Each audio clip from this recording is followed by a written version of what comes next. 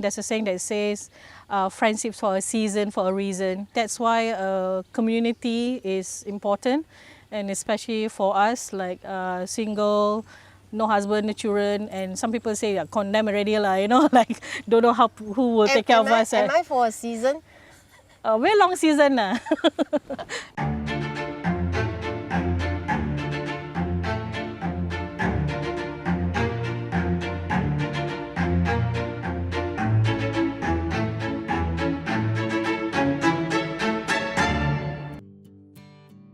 Story goes that she said, I don't remember her at all. Hi, I'm Norah. I'm Susie, and we are the Two Travelling Aunties. See what our stories corroborate. Yeah. Hi, I'm Charmaine and I'm a video producer. And I'm Aarika, and I'm an educator, and we're both actually moms of 3 each. And we've been friends for 27 years. Yep.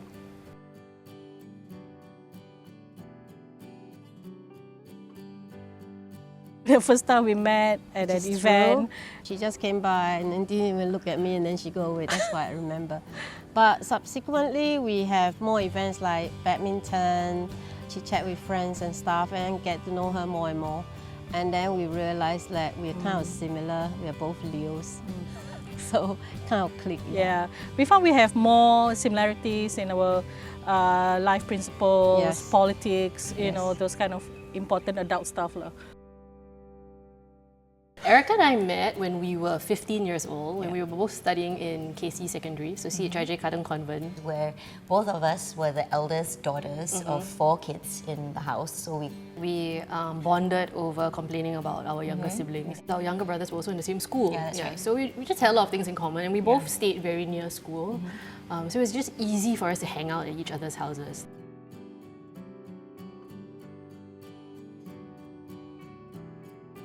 Actually, when we first met, I was done with traveling. I've just finished my my big travel. I traveled solo through Europe and the US. Solo traveling is hard to get someone to go with you, someone that you can click with.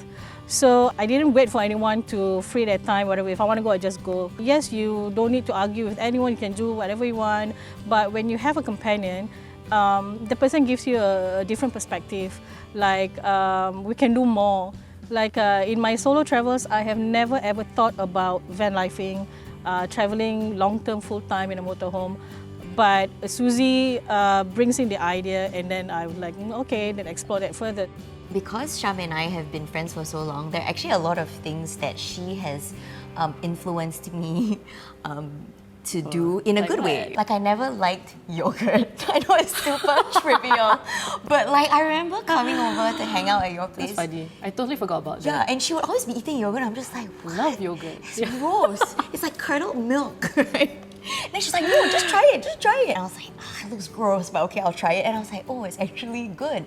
You know, and I think friends, such a funny thing, but it's true, like friends do that for you. Like they open up your world. Yeah, they open up your world to other things. And if you're not like, you know, open to just receiving or trying, then you're gonna like kind of shut yourself off from all of that.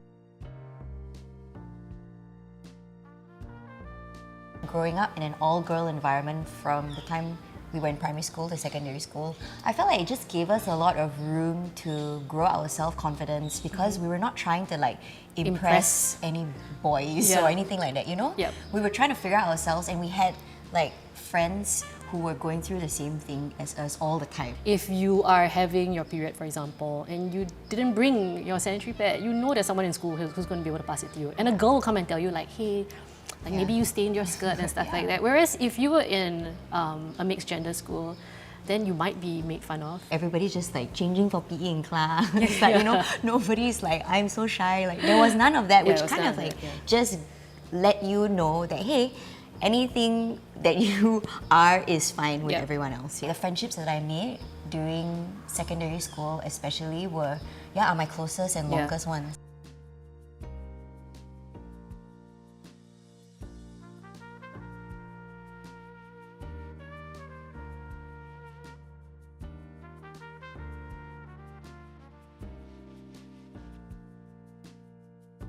There's a saying that says, friendships for a season, for a reason. And that's very true. So if someone's in your life, then they want to exit from your life, I mean, you have to let them go and then you move on. And that's why community is important. And especially for us, like single, no husband, no children, and some people say condemn already, you know, like don't know who will take care of us. Am I for a season?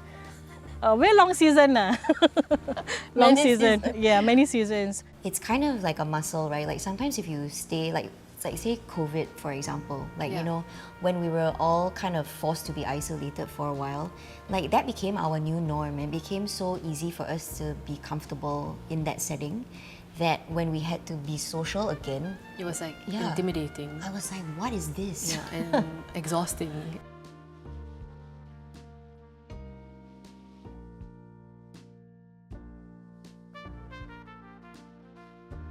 I definitely feel that when you're going through something difficult, sometimes the first instinct is to kind of withdraw because maybe talking about it makes it feel too real, you know, or like you feel like you are breathing life into it.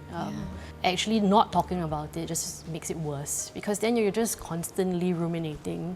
If you are a friend that's looking in, it's like it's easier for you to actually step in and reach out, right? And just check in, And I think like we always underestimate the power of asking our friends how they are. I don't think anybody minds like a friend dropping them a text to say like, hey, how have you been? It's been ages, you know, like just thought of you today. Because my mom has dementia and I can see that from her isolation, it didn't help. So I am an introvert. To me, I don't make many friends. So I'm trying to break out and have more interaction with people. Even when I practice Qigong in Singapore and I talk to other members in the group and they discover that there are people who live on their own and they're trying to get them out to have karaoke or drinks or food. Mingle more. And they, like some has a brother who lives on his own and doesn't mix with people and he keeps saying it's not good for your mental health. So I'm trying to get people to mix around. I think it's completely important to have a community to support and not only like, you know, in time of needs when you have an emergency, but just the daily interactions. It makes you more empathetic, more open-minded to other people, their way of life and culture, and not just within your circle.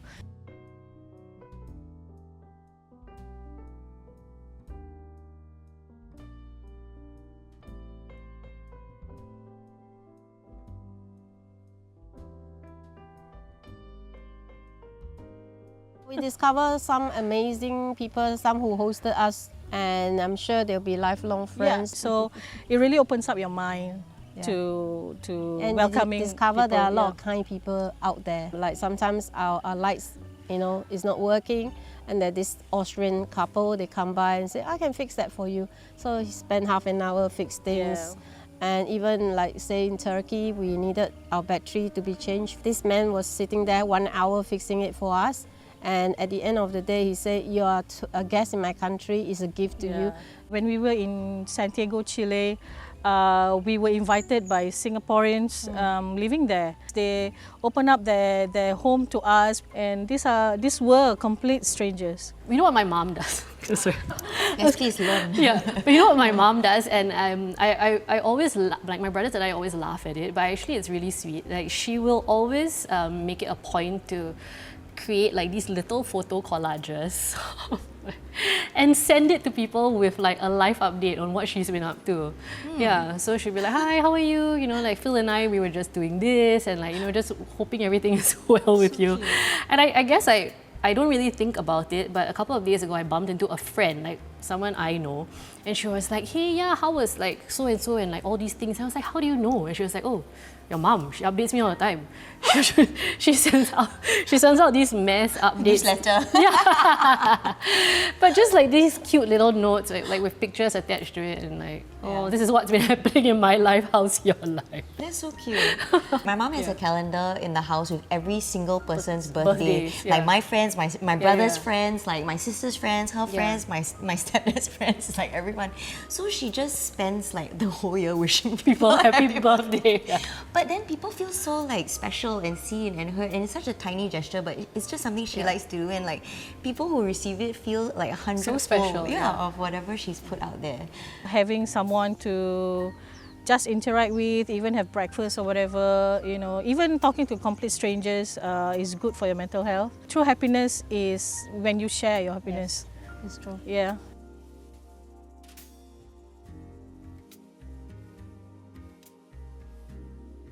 For the 9 to 5, you go to work, you have colleagues, they're not really like friends because there's always a certain arm's length that you deal with them.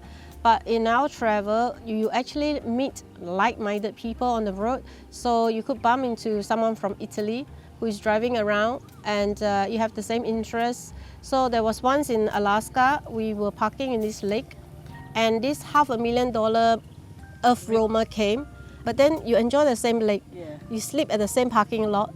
We found a big family out there, and we wouldn't have met them if we didn't go on the road. I think growing up in Singapore, we might have unwittingly adopted like a bit of an ageist mentality where we feel like, oh, when we're a certain age, we have to either get something done, and then if we've past a certain age, we're too old to do something. It's not true. Say if you really don't have, you know, like a large social circle like we've been fortunate to have. Actually, there are so many different ways that you can meet new people now, because there's so many different like interest groups that you could, you know, be open to joining. So even if it's like joining a gym, you know, like taking up Pilates, or like even like a gardening club, like chess clubs. Now there are actually so many different fun interest groups out there nowadays where you can really meet like your new tribe. If you are open to it. I feel that we are building a community because, you know, we are always around to share. And it's like you're sharing with your kampong. So it's our footprint or something to leave behind to show that we existed. But more importantly, I think it's really to share with people, like if the aunties can do it, you can too. And you know, sharing that it's not so scary in the world out there. We even did 1 or 2 meetups for people who want to know more about our travel, and there's like 1 or 2 couples who actually did follow our footsteps. Yes, one couple sold their home, bought a brand new van, travel around Europe, and still traveling. Still in Europe, So I think quite a few step out of their comfort zone and pursue their dream. Starting our friendship in an all-girls school, like I think it was there that I realized like how much girl friendships, like platonic friendships, are important to me. I do know some people who like kind of isolate themselves once they partner up with someone, and that's their choice. But I guess for me, it's always felt like a life was more full if like everyone could hang out together. So like even my partner, I feel like all my partners needed to be friends with my friends, because otherwise you're out, okay? Because like they were here first. We keep saying when we get older, we need to start a commune. Correct. So that we can stay together. it can That's just be our like plan. a big group of us friends, just like supporting each other and like, you know, like And helping to nurture each other's like children. And there's so or, many studies that show that people Commune who living is the have, best, right? they live longer and they live healthier lives because people need each other. Be that friend who, when you make a new friend, introduces that friend to your friend group, so that like everybody makes a new friend, right? I think that's what we've been doing, like Pokemon. We're just like collecting friends and like building this future commune of ours. Yeah, you look like you could be part of our throw the community. Pokeball. You're in. Catch you. I think that's so essential to life, to like never stop being open to making new friends. Yeah.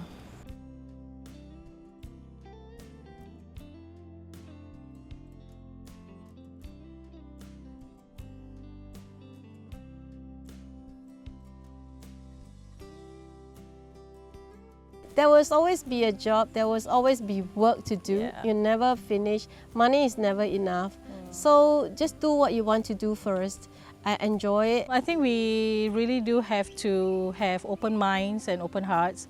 The world does not revolve around us. And it's really when you step out, you meet people that you think it's not your type, not your tribe, you never know that they can be your very good friend.